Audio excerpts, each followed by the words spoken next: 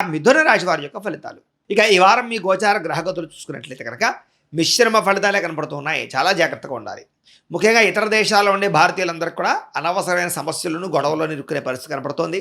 ఉద్యోగ నష్టాలు, ఉద్యోగ భంగాలు ఉన్నాయి కాబట్టి ఇతర దేశాల్లో ఉండేవారు చాలా జాగ్రత్తగా ఉండాలి. స్వదేశంలో ఉద్యోగాలు చేసేవారు కూడా ఉద్యోగ గండాలు, ఉద్యోగ భయాలు ఉన్నాయి. అది గవర్నమెంట్ ఉద్యోగస్తులు అవ్వచ్చు, ప్రైవేట్ ఉద్యోగస్తులు అవ్వచ్చు. ఎవరైనా సరే ఉద్యోగపరంగా చాలా జాగ్రత్తలు తీసుకోకపోతే కనుక ఉద్యోగపరంగా ఇబ్బందులు చాలా ఎక్కువగా ఎదుర్కొనే అవకాశాలు ఉన్నాయి. జాగ్రత్తగా ఉండండి. ముఖ్యంగా విదేశీ ప్రయాణాలు కానీ, దూర ప్రయాణాలు కానీ, లేదా అనవసరమైనటువంటి ప్రయాణాలు కానీ చేయడం మంచిది కాదు. ఈ వారం విశేషంగా ప్రయాణాలకు అనుకూలంగా కనపడటం లేదు.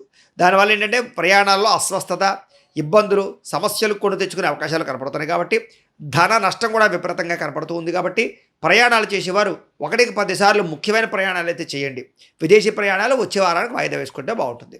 ఇక తీర్థయాత్రలు కానీ, విహారయాత్రలు కానీ, లేదా రకరకాల వ్యవహారాల కోసం ఏదైనా తాపత్రయపడుతూ ఉన్నా సడన్గా అవి క్యాన్సిల్ అయిపోవడం మీకు మనస్తాపాన్ని కలగజేస్తుంది.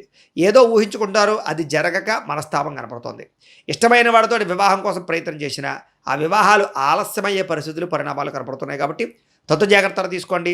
సంతానం వల్ల ధన నష్టం కనపడుతోంది కాబట్టి పిల్లల విషయంలో చాలా జాగ్రత్తలు తీసుకోవాలి. ప్రేమికుల మధ్య అపార్థాలు, గొడవలు, అనవసరమైనటువంటి వ్యామోహాలు, సమస్యలు పెరిగిపోయే పరిస్థితులు, పరిణామాలు కనపడుతున్నాయి. కాబట్టి ప్రేమికులు కూడా చాలా జాగ్రత్తగా వ్యవహరించవలసిన అవసరంగా కనపడుతుంది ఈ వారం అంతా కూడాను. అలాగే క్రమశిక్షణ లేకపోవడము, లేదా మానసిక ఒత్తిడి, అలజడి,